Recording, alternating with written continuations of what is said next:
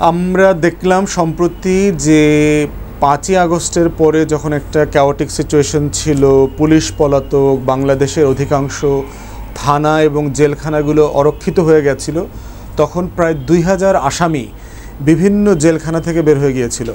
সম্ভবত নরসিংদী জেলা থেকেই সবচেয়ে বেশি প্রিজনার যারা ছিলেন, বন্দীরা ছিলেন, তারা বের হয়ে গেছেন। এর ভিতরে অনেককে পুলিশ গ্রেফতার করেছে, অনেক বন্দী নিজ দায়িত্বে এসে পুলিশের কাছে আত্মসমর্পণ করেছে, আবার অনেকে এখনও পলাতক রয়ে গেছেন। তার ভিতরে একজনের ব্যাপারে পার্টিকুলারলি আমরা দেখলাম যে আবরার ফাহাদ বুয়েটের যে ছাত্র শহীদ হয়েছেন ছাত্রলীগের পিটুনিতে, তার মামলার যে প্রধান আসামি সামি, তাকে সে যে পালিয়েছে 5, 6, 7 তারিখের দিকে, এইটা সম্প্রতি নিউজে আসছে। একটা গুরুত্বপূর্ণ বিষয় হইল যে অনেকের নিউজ আসে নাই, তো তারটা আসলে আসলো না কেন?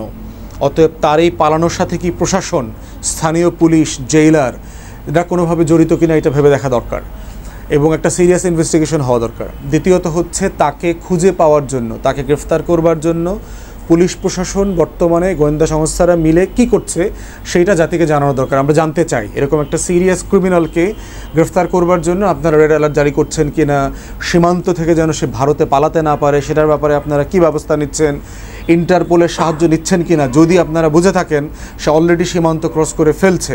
তো সেই বাস্তবতায় আমরা সরকারের একটা পরিষ্কার বক্তব্য জানতে চাই।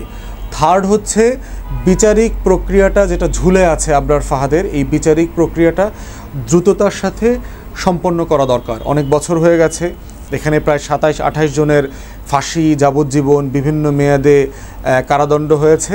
তারা এই পরিবারগুলো এই ক্লোজার চায়। শহীদ আবরার ফাহাদের পরিবার এটার একটা সমাপ্তি চায়। তার ছোট ভাই এটা নিয়ে ফায়াজ রীতিমতো লেখালেখি করছেন, প্রতিদিন ফেসবুকে স্ট্যাটাস দিচ্ছেন, এবং এই পরিবারের যে কষ্ট আছে, দুর্দশা আছে, সেটাকে অ্যাড্রেস করবার জন্য আমরা বোধ করছি অন্তর্বর্তীকালীন সরকার ইমিডিয়েটলি ব্রিফিং করে তাদের অবস্থান পরিষ্কার করবেন। বাংলাদেশে সবচেয়ে বেশি কর্মসংস্থানের যোগানদাতা হচ্ছে রাজনৈতিক দল, কোনো কোম্পানি না, কোনো ইন্ডাস্ট্রি না, কোনো গ্রুপ অফ কোম্পানিজ অথবা বিগ কংগ্লোমারেট বলতে আমরা যাদেরকে বুঝি তারা কেউ না। বাংলাদেশে সবচেয়ে বেশি চাকুরি বাকুরি, পরিচয়, কর্মসংস্থান এইটা তৈরি করে হচ্ছে রাজনৈতিক দলগুলো।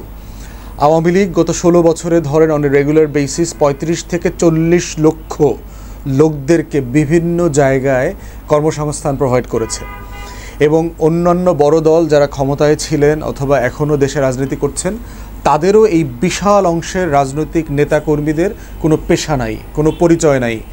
তাদের একমাত্র পরিচয় হচ্ছে তারা একটা রাজনীতির দল করেন, তার একটা পদ আছে, এবং ওই পদ বিক্রি করার মধ্য দিয়ে তিনি চাঁদাবাজি করেন, লোকাল মাঠ ঘাট হাটের ইজারা নেন, জলমহল নেন, বালুমহল নেন, সরকারের খাস জমিতে দোকানপাট বিল্ডিং করে ভাড়া দেন, তারপরে হচ্ছে ডিসি অফিসে বিভিন্ন যে পাবলিক ওয়ার্কস ডিপার্টমেন্টগুলো আছে সেখান থেকে তারা ঠিকাদারি নেন। এই বাজার টাজার এগুলোই হচ্ছে বাংলাদেশের রাজনীতিবিদদের মোটা দাগে আয় উপার্জনের জায়গা। এবং বাংলাদেশের রাজনীতি নষ্ট হবার পিছনে মৌলিক যে কারণ, যে খুবই নিম্নবিত্ত গরিব পরিবারের ছেলেপেলেরা যাদের আসলে যোগ্যতার ভিত্তিতে কর্মসংস্থান পাওয়ার সুযোগ নাই, কিন্তু তারা রাজনীতি করতে চায়, নেতা হইতে চায়, এই জনগোষ্ঠীটা রাজনীতিতে এসে দেশের রাজনীতির ভিতরে একটা নতুন অর্থনীতির ক্রমধারা তৈরি করেছেন। এটাকে আমরা বলছি রাজনীতির অর্থনীতি। মানে রাজনীতি যার রুটি রুজি, পেশা, খানা পিনা, লুটপাট সব কিছু মেলায়। এরপরে দেখবেন ময়লা আবর্জনার ব্যবসা আছে, ডিশের ব্যবসা আছে, নেটের ব্যবসা আছে, ফুটপাতের দোকান বসানোর ব্যবসা আছে। আমি নিজেও বলেছি, আমার কাছে অনেকবার আসছে এই অঞ্চলের ফুটপাতের 10-20 এলাকা একটা ইজারা নেওয়ার ব্যবস্থা করা যায় কিনা, নিরাপত্তা দেওয়ার ব্যবস্থা করা যায় কিনা। তো সেই বাস্তবতাগুলো বাংলাদেশের রাজনীতিতে আছে। তো সেইখানে আমাদেরকে মাথায় রাখতে হবে একটা আর্থসামাজিক বাস্তবতা, যে দেশের প্রায় 80% মানুষ দরিদ্র সীমার নিচে বাস করে, 2 থেকে 3 কোটি শিক্ষিত ডিগ্রি পাস লোক বেকার, কর্মসংস্থান নাই, বিশাল মাদকাসক্ত জনগোষ্ঠী আছে, ইয়াবা ফেন্সিডিলের স্বর্গরাজ্য হয়ে আছে। সেই বাস্তবতায় এই লক্ষ লক্ষ মানুষের হাতে বিকল্পটা কী? রাষ্ট্র সরকার কি বিকল্প কর্মসংস্থানের আয়োজন করতে পারছে কিনা? কেন রাজনৈতিক দলের আশ্রয়ে প্রশ্রয়ে এই চাঁদাবাজ গোষ্ঠীর তৈরি হয়েছে, জন্ম হয়েছে? তো সেইখানে দেখবেন যে বিএনপি কিন্তু ডিসাইসিভলি এইগুলোকে হ্যান্ডেল করবার চেষ্টা করছে। তারা অসংখ্য কমিটি জেলায়, উপজেলায়, পৌরসভাতে তারা ডিসম্যান্টল করে দিয়েছে। তারা অসংখ্য শত শত হাজার হাজার নেতাকর্মীদেরকে অলরেডি দল থেকে বহিষ্কার করেছে, শোকজ করেছে, নোটিশ দিয়েছে, সরকারকে পর্যন্ত বলেছে আমার দলের নেতাকর্মী যে যেখানে আছেন তাদেরকে গ্রেফতার করেন। অতএব আমরা বিএনপির সিনিয়র লিডারশিপকে যারা চিনি, আমরা দেখতে পাচ্ছি যে ওনারা আসলে এই ব্যাপারটাতে খুবই আন্তরিক। কিন্তু এর বাইরে চাঁদাবাজি কেউ যদি করে, ফৌজদারি অপরাধ, তো এটা অন্যায়। ফৌজদারি অপরাধের বিচার করার দায়িত্ব তো বিএনপি নিতে পারবে না, অথবা কোনো রাজনৈতিক দল নিতে পারবে না। দেশে যদি কোনো দখল হয়, কোনো অন্যায় হয়, লুটপাট হয়, সেটার আইনি ব্যবস্থা নেবার দায়িত্ব হচ্ছে রাষ্ট্রের। অতএব দল আকারে সে কী করছে, সে সাফিসিয়েন্টলি করছে কি না সেটা দেখার বিষয় একটা আছে, এবং সে যদি পর্যাপ্তভাবে এটা নাও করে থাকে সেটা সমালোচনা করা যাবে। বাট ফৌজদারি অপরাধ যেখানে, সেইটা তো রাষ্ট্রের দায়িত্ব, সেটা অন্তর্বর্তীকালীন সরকারকে করতে হবে, সেটা স্বরাষ্ট্র মন্ত্রণালয়কে করতে হবে, ডিসিএসপিকে করতে হবে। সেইখানে আমাদের একটা বড় আকাঙ্ক্ষার জায়গা হচ্ছে যে পুলিশ প্রশাসন সাফিসিয়েন্টলি পারফর্ম করছে কিনা। আমরা ইতিমধ্যে দেখতে পাচ্ছি স্বরাষ্ট্র উপদেষ্টা খুবই ব্যাডলি পারফর্ম করছেন, ওনার পারফরমেন্স খুবই দুর্বল এবং খারাপ। ভালো মানুষ কিন্তু একটা অযোগ্য লোক। কিন্তু এটাও সত্য, পুলিশের ভিতরে মোরাল কিন্তু আগের থেকে অনেক বেশি ফিরে আসছে। সিনিয়র পুলিশ অফিসারদের ভিতরে অনেক পরিষ্কার পরিচ্ছন্নতা অভিযান হয়েছে। নিচের দিকে যারা কনস্টেবল আছেন, ইন্সপেক্টর আছেন, পুলিশের যারা এসআই আছেন, তাদের ভিতরে মনোবল অনেক ফিরে আসছে। এইটার ব্যাপারে আমাদের বক্তব্য হচ্ছে যে পুলিশই হচ্ছে আইনশৃঙ্খলা রক্ষা করবার জন্য একমাত্র ফোর্স। এইটা অন্য কিছুকে দিয়ে রিপ্লেস করা যাবে না। তাই রাষ্ট্রকে দেখতে হবে যে এই পুলিশ ফোর্সকে আমি কিভাবে সক্রিয় করতে পারি, তাকে নৈতিকতা সম্পন্ন করতে পারি। আপনি একটা পুলিশ কনস্টেবলকে যদি 11,000 টাকা, 16,000 টাকা, 17,000 টাকা বেতন দেন, এই পুলিশ সদস্য কিভাবে সততার সাথে দায়িত্ব পালন করবে? তিনি কিভাবে ঢাকার মতো জায়গায় ঘুষ না খেয়ে চলবেন? এরপরে তাকে চাকরি পেতে 20 লাখ, 15 লাখ, 25 লাখ, 30 লাখ টাকা খরচ করতে হয়েছে। এরপরে সে 9,000, 10,000 টাকা, 11,000 টাকা বেতন পায়। তার যদি বাবা মা থাকে, তার পরিবার থাকে, সন্তান থাকে, তার লেখাপড়া, অসুস্থতা, চিকিৎসা, এগুলো সে কীভাবে মেনটেন করবে?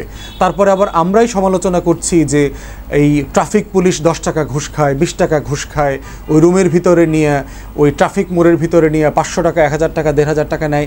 নিবে না কেন? আপনি তাকে কি বেঁচে থাকার মতো সম্মানজনকভাবে, মর্যাদাজনকভাবে বেঁচে থাকার মতো স্যালারি দিচ্ছেন? তাহলে না দিলে সে তো এটা করবে।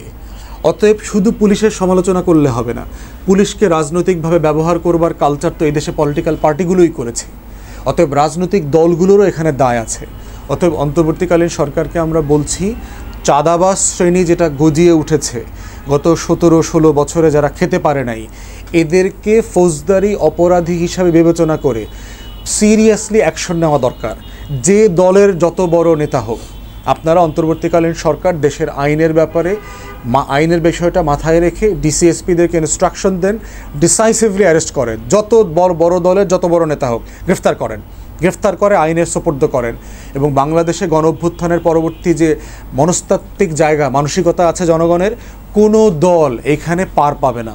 সেটা ছাত্রদের নতুন দল হোক অথবা পুরাতন কোনো বড় দল হোক, যে আপনি চাঁদাবাজি করবেন আর আপনাকে সমর্থন করবে, আপনি বড় দলের তমুক নেতা, সমুক নেতা, অমুক পজিশনে আছেন, এই বাস্তবতা বাংলাদেশে এখন নাই।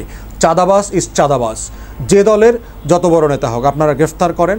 আর পুলিশকে তার মনস্তাত্ত্বিক জায়গায় ফিরিয়ে নিয়ে আসার জন্য তার সুযোগ সুবিধা বৃদ্ধি করেন, সম্মানজনক বেতনের ব্যবস্থা করেন। সিপিডি বলছে যে ঢাকা শহরে একটা পরিবার নিয়ে 4 জনের 5 জনের বেঁচে থাকতে ন্যূনতম 60,000 টাকা লাগে। সেখানে আপনি পুলিশকে দিচ্ছেন 15,000 টাকা, 16,000 টাকা। এই মানুষটাকে তো আপনি পশুর মতো করে বাঁচিয়ে রেখেছেন। তাহলে সে কেন টাকার বিনিময়ে, সুবিধার বিনিময়ে খুন, গুম, লুটপাট, চাঁদাবাজি করবে না? পুলিশেরও অনেক সময় কথা আসতেছে বিভিন্ন জায়গায় চাঁদাবাজির সাথে পুলিশ জড়িত, রাজনৈতিক দলের ব্যানারে এই চাঁদাবাজিগুলো হচ্ছে। সে তো করবে, কারণ সে আর কী করবে, তার কোনো বিকল্প নাই। তো আমাদেরকে বিষয়টা যেন আমরা মোটা দাগে দেখি, মানে একটা বড় পিকচার, ল্যান্ডস্কেপে দেখি, তাহলেই হচ্ছে এই সমস্যাটার, এই সংকটটার সমাধান আমরা করতে পারবো।